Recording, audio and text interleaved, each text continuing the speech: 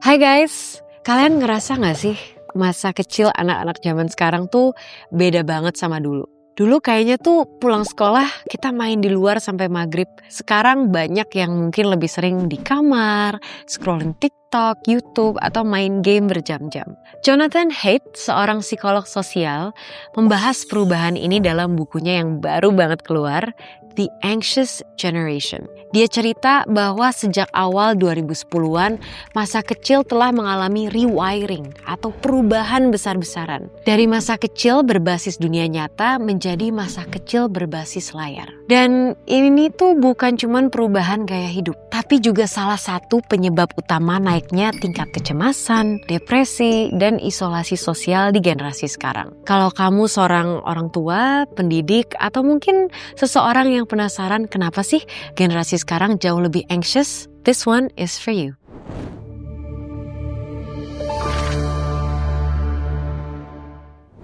Insight pertama, childhood has been rewired. Penulisnya bilang anak-anak itu sebenarnya secara alami itu anti-fragile.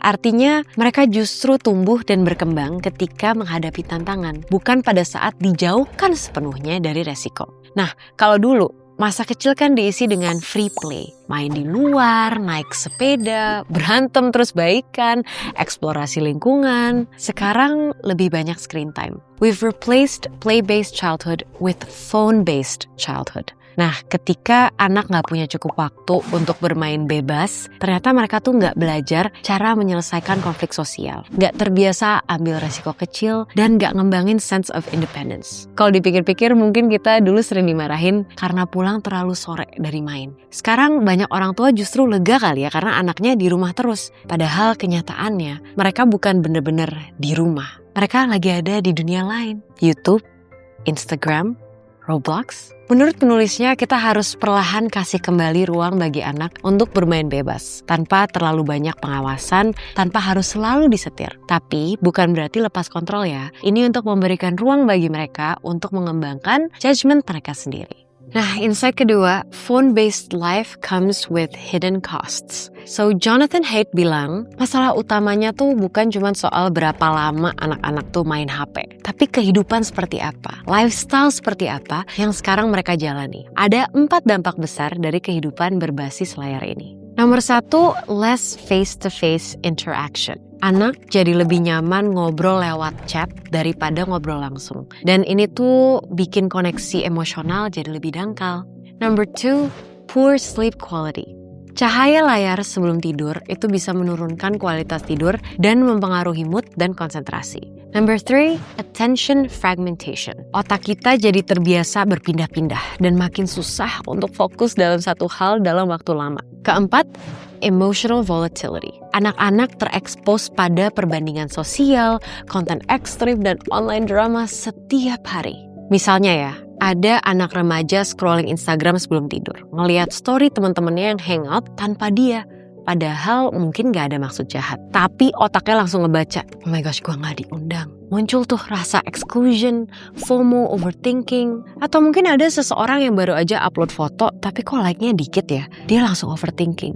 Atau bahkan merasa gak cukup menarik atau gak disukai. Dan ini gak terjadi sekali 2 kali. This happens every day, every hour. The phone isn't just in their hands, it's in their minds. Nah, ada beberapa saran dari penulisnya yang aku mau note di sini, bukan berarti mudah diaplikasikan. Katanya sebisa mungkin, delay smartphone use sampai minimal umur 14 dan delay social media use sampai minimal umur 16. Terus mungkin bisa kita buatkan screen-free rituals, waktu di mana tidak ada screen time, seperti waktu makan, sebelum tidur misalnya. Ajak komunitas orang tua lain buat bikin collective norms, supaya anak gak merasa, aduh aku nih satu-satunya yang gak boleh punya HP.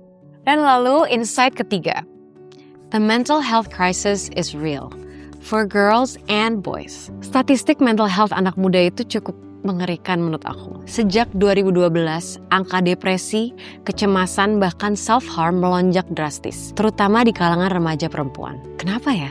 Karena social media. Apalagi yang berbasis visual seperti Instagram dan TikTok menciptakan lingkungan di mana standar kecantikan, popularitas, dan pencitraan jadi tekanan harian.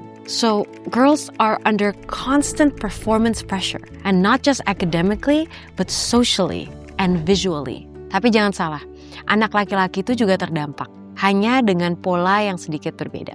Banyak cowok yang mulai menarik diri, menghabiskan waktu sendirian di depan game atau konten algoritmik. Mereka mungkin gak seaktif anak perempuan di social media, tapi sama-sama loh kesepiannya, kehilangan motivasinya, dan terjebak di loop yang gak sehat. So, for the writer, girls tend to implode, boys tend to explode.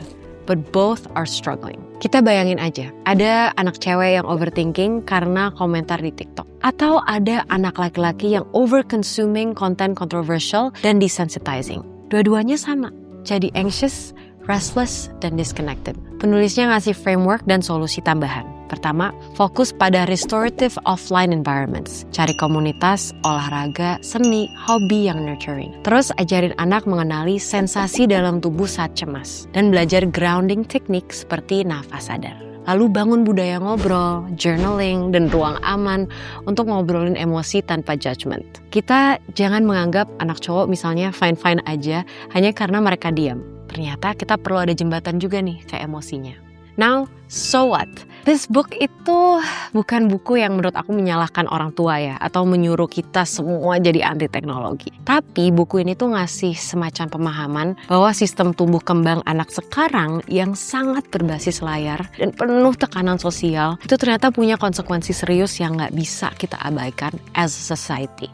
Dan jujur aja, menurut aku framework atau solusi-solusi yang ditawarkan gak gampang dijalankan. Pasti kita mikir dong, gimana caranya kita ngelarang anak punya smartphone kalau semua temennya udah punya? Atau mana mungkin kita sebagai orang tua bekerja bisa nemenin anak main di luar tiap hari? So I know that it's hard, and it really is. And the writer himself acknowledges this isn't a solo mission. It requires collective action. Kita perlu adanya sekolah yang berani jadi phone free. Kita perlu komunitas orang tua yang kompak nih bikin batasan yang serupa. Kita juga perlu budaya yang pelan-pelan geser dari overexposure ke overconnection yang nyata.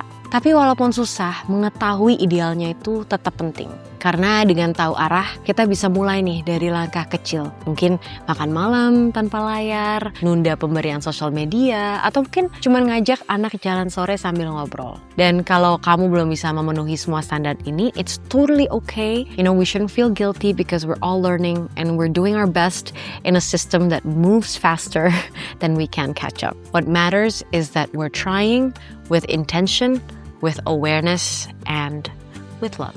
Okay, thank you guys for listening, curious people. Kalau kamu punya adik, anak, keponakan, atau kamu sendiri pernah ngerasa overwhelmed sebagai bagian dari the anxious generation, please share your thoughts and your experiences in the comments below. And jangan lupa juga subscribe, nyalain notification buat booklist berikutnya. Don't forget to like as well. See you soon. Bye.